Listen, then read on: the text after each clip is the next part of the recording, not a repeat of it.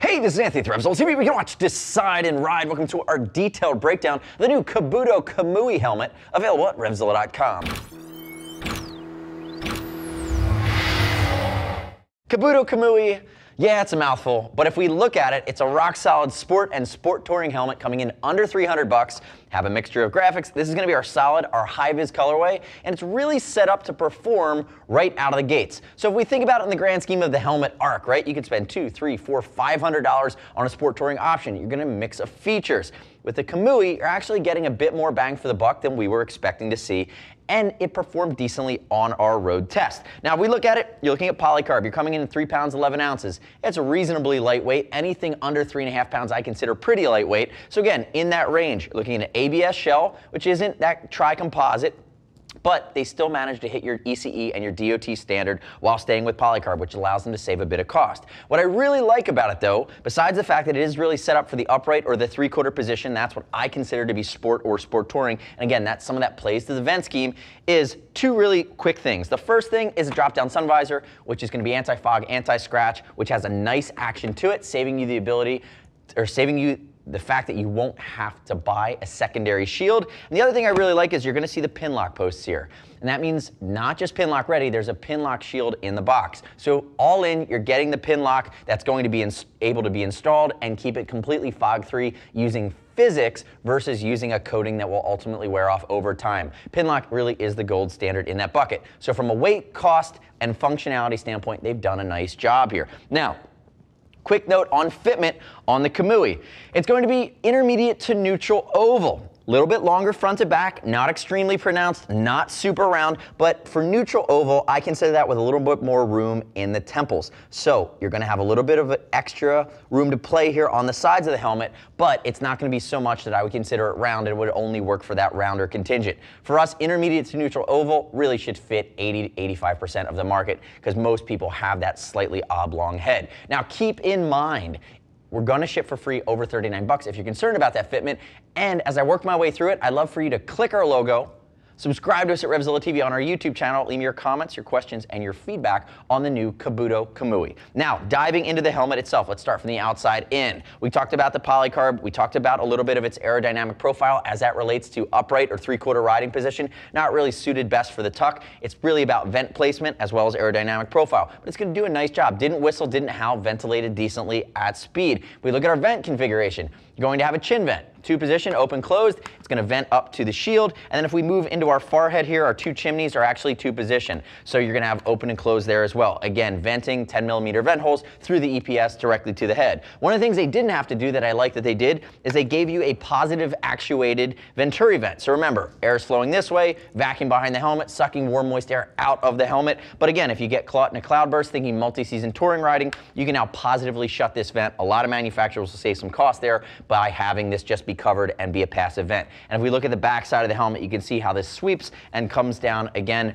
continuing with what I would consider to be a contemporary or more aggressive line, but again, a configuration that's built for upright to 3/4. Now we look at some of the other features on the outside of the helmet here. Solid detents, we talked about Pinlock for the lens, and then you're going to have what I would consider to be a decent seal, but in my estimation, in a helmet that you're going to get caught potentially in a cloudburst in, I would love to see them beef this up over time. You're still in that $200 to $300 range, which to me is a significant investment in any piece of equipment. I'd love to see them beef that gasket up and give you a little bit better of a seal. But again, I'm just nitpicking. If we look at it here, you notice the actuation on the side and how you would remove this vent or remove the shield. Not terribly difficult, but not the easiest one we've seen either. But what makes it nice is that you're not gonna have to worry, because of the drop-down sun visor, you really don't have to worry about switching to a smoke shield all the time because you're gonna use this button across on the side here. It's their left hand up and down, if I can find it, there we go. And you're gonna notice it's a cable actuated drop-down sun visor. Now I do have a nitpick on the sun visor here, and I'm gonna show it to you really quickly. If we dive in, you're gonna see that I would prefer to maybe have an additional centimeter or 2 of coverage. Come down a little bit further. That's, again, just a nitpick. I think it's gonna work quite well for most folks, especially if you're in the 3/4, a little bit of a sportier position, but depending on your head shape and depending on how upright you ride, you might wish for a couple more centimeters too. That would be my call out if Kabuto is watching. Easy way that you might be able to improve or iterate on what's already a rock solid helmet. Now, if we look at my outside, let's move into the guts.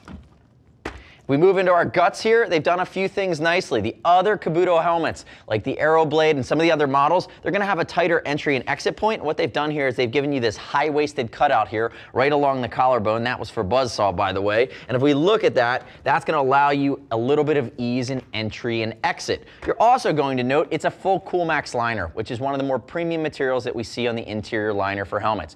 It's wicking, it's comfortable, it's soft against the skin, it's antimicrobial. Coolmax is a third party that provides the material for helmet interiors when manufacturers want to make that upgrade versus their own in-house products.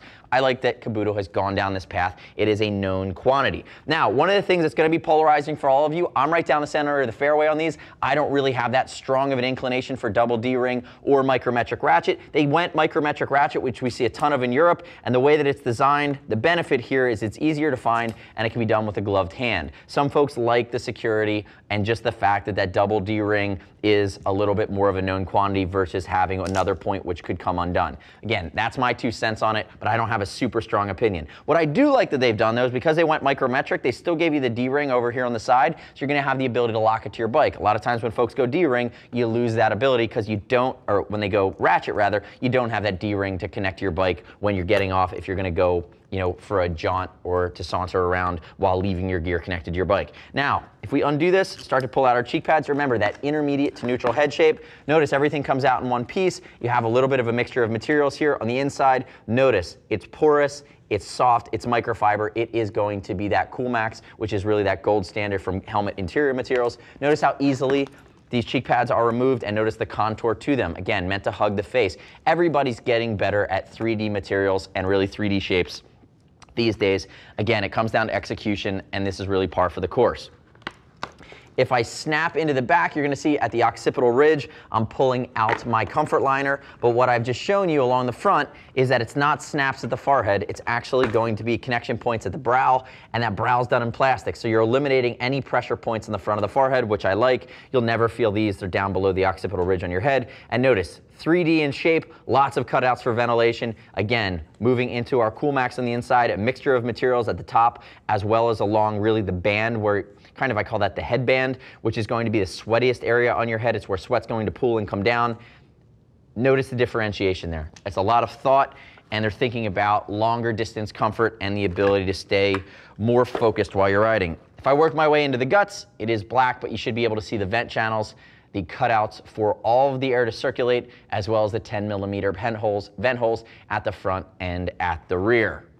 So remember, within the Kabuto line, the Aeroblade 3 is going to be the big brother. It's going to be more sport-oriented, it's going to be a little bit more pricey. But what I like about the Kabuto Kamui is it's right down the middle with regard to the fitment. It's going to work for a lot of riders. It's going to be pretty universal in a lot of different riding styles, whether you're going sport, whether you're going more of that multi-season touring approach, and it's still contemporary enough to carry a little bit of moto aggression with it. The next step in your journey is to click right here, read other rider reviews of the new Kabuto Kamui helmet at RevZilla.com. Remember, you don't have to take my word for it. As always, we'll ship for free over 39 bucks. If you want to talk to a gear geek, see us at RevZilla.com or 877-792-9455. Thanks for watching our detailed breakdown. Remember, subscribe to me on the YouTubes. I'm Anthony. We'll see you next time.